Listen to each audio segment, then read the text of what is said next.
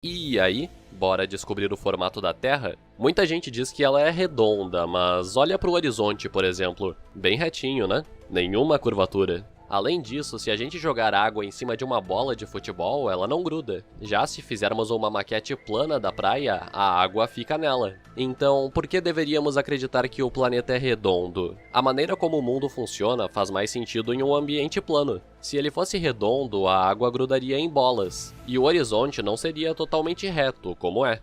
Sabe como se chama o que tem nesses argumentos que eu fiz? Viés de confirmação. O mundo é muito complexo, então é bem fácil encontrar evidências que vão de acordo com nossa opinião, seja ela qual for. Se agruparmos vários fatos seletivamente, uma mentira pode parecer verdade. Por exemplo, se você só consumir conteúdo de pessoas que têm a mesma opinião que você, sem pesquisar sobre o que o outro lado tem a dizer e ridicularizando quem dá uma opinião diferente, pois os argumentos da oposição já foram muito bem analisados e refutados por esse cara aqui, que concorda contigo em tudo. É comum as pessoas terem esse viés, até porque nós não somos robozinhos, ainda. Então, total imparcialidade é impossível. Mas ficar procurando provas que fortalecem uma hipótese não é a melhor forma de se descobrir a verdade. Você já deve ter ouvido falar sobre a teoria da relatividade ou da evolução. Algumas pessoas tentam diminuir elas, dizendo que são só teorias. Mas o significado de teoria na ciência é diferente do que a gente usa no dia a dia. Nela, a teoria é o mais alto grau de comprovação científica, e abaixo disso tem as hipóteses. Mas como que uma hipótese evolui para teoria na ciência? Através de muitos testes. Embora também seja importante, a maior parte do processo para se obter conhecimento científico não é juntar um monte de evidências que estão de acordo com a hipótese apresentada. Na verdade, ela se fortalece muito mais quando você tenta refutá-la e não consegue. Qualquer hipótese errada tem alguns fatos, às vezes muitos, que fazem ela parecer verdade. Mas elas raramente sobrevivem a frequentes tentativas de refutação. Se sobrevivessem, se tornariam teorias científicas, que é uma crença bem mais embasada, mas também pode ser aprimorada ou até descartada, embora seja bem mais difícil descartar uma teoria do que uma hipótese. Então, se tu quiser vencer mais debates, ou simplesmente descobrir a verdade, consuma conteúdo de pessoas que não concordam contigo, e critique as suas próprias opiniões. Se tu entrar em um debate com a certeza de que a sua opinião é a correta, é impossível de se corrigir.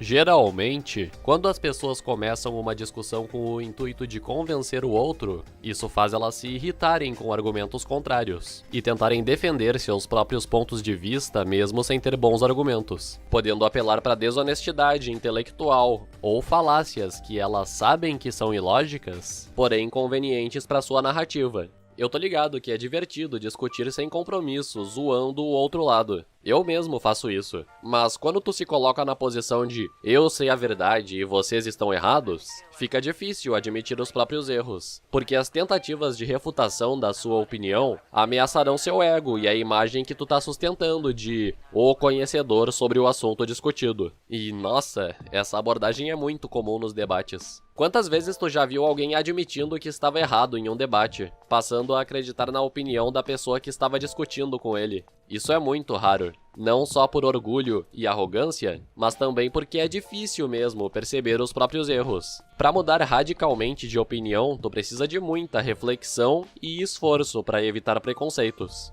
A verdade é que a gente é ignorante sobre quase tudo, e, entre aspas, sabemos um pouco sobre algumas coisas. As pessoas deveriam dizer mais, não sei, não acha?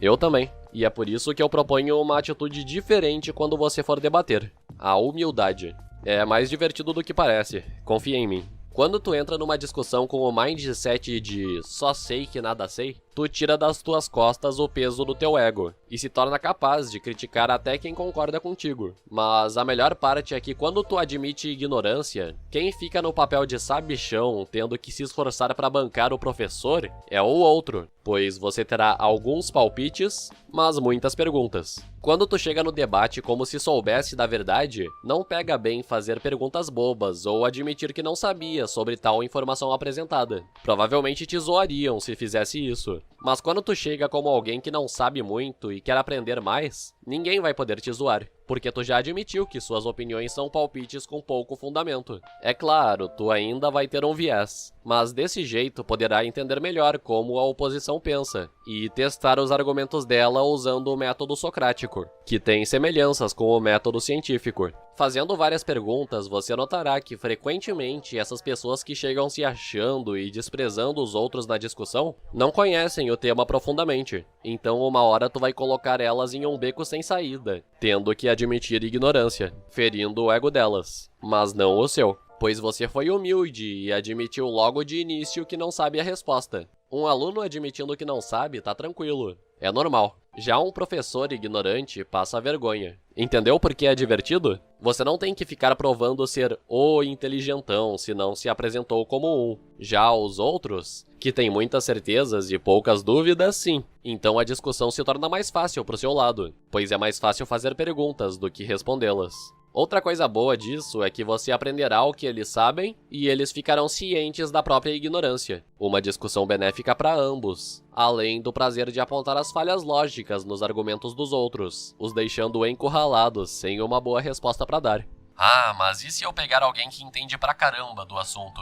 Melhor ainda. Nesse caso, você poderá executar o método socrático até ao fim, descobrindo se de fato a opinião daquela pessoa faz sentido ou não. Bom, se parar pra pensar, o que a gente realmente sabe é muito pouco. A gente não é capaz nem de saber se estamos vivendo em uma simulação, ou se as outras pessoas de fato existem, ou são meras projeções sem alma que nosso cérebro criou. Quem dirá ter certeza sobre uma opinião política ou moral? Dito isso, aqui vai uma frase do Sócrates para finalizar o vídeo.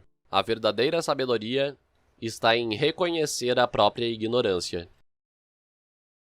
Mentira. Eu ia terminar por aqui, mas lembrei que tenho outra dica para te ajudar a discutir melhor. Quando te mandam um textão no debate, em vez de tu escrever outro textão respondendo todos os pontos que tu discorda, responda um único ponto de cada vez. Ficar trocando textão é ineficiente e cansativo. Frequentemente, isso faz o debate acabar sem conclusão. Porque, tipo, cada ponto que tu discorda do texto do cara daria pra escrever mais um textão sobre. E cada textão criado pra cada ponto daria pra criar mais vários outros textões. Tá vendo a bola de neve que isso criaria pra tu explicar totalmente por que o cara tá errado? É muito difícil. Além de que quanto mais extenso é o texto, menor a chance dele ser um texto preciso e de qualidade, e menor a chance da pessoa absorver tudo o que tu disse da melhor forma. Eu acredito que uma discussão se torna mais eficiente quando tu vai por partes. Por exemplo, o seu adversário te mandou um textão com 7 premissas que levam a uma conclusão. Não responda as 7 premissas de uma vez. Em vez disso, pegue a primeira premissa que tu discorda e responda ela. Daí o cara vai responder a sua resposta, com, por exemplo, 3 premissas que levam à conclusão de que a premissa que ele apresentou no argumento anterior está correta. Aí você pega novamente a primeira premissa que tu discorda do argumento do cara e responde apenas ela. Repita esse processo até vocês chegarem em um consenso sobre a primeira das 7 premissas do primeiro textão que o cara te mandou, e depois parta para a próxima. Quando todas as 7 premissas forem discutidas, vocês poderão chegar em uma conclusão sobre o assunto, mas presta atenção para ver se a conclusão proposta é resultado lógico das premissas. Errar na conclusão é bem comum também. Por exemplo, premissa 1, começou a chover. Premissa 2, fui dormir e tive um pesadelo. Conclusão, tive um pesadelo por causa da chuva. Mesmo que as premissas estejam perfeitamente corretas, a conclusão tirada não faz sentido se baseando apenas nisso. Essa falácia que eu apresentei se chama post hoc ergo propter hoc, ou em português, depois disso, logo, causado por isso. Só porque duas coisas acontecem ao mesmo tempo, não quer dizer que uma causou a outra. Isso é uma falsa causalidade. Agora é sério. Até a próxima.